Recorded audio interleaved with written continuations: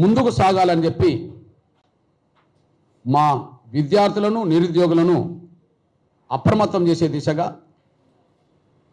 టోటల్గా మా ప్రజల్ని చైతన్యతలు చేసే దిశగా నెల రోజుల పాటు ప్రచారాన్ని చేస్తాం.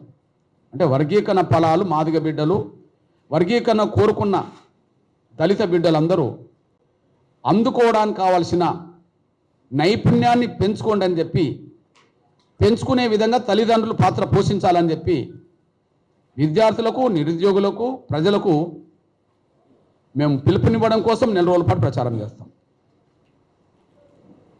మూడోది,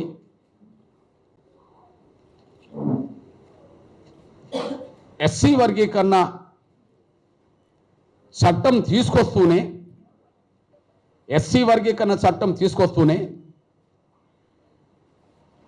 వర్గీకరణ ఫలాలు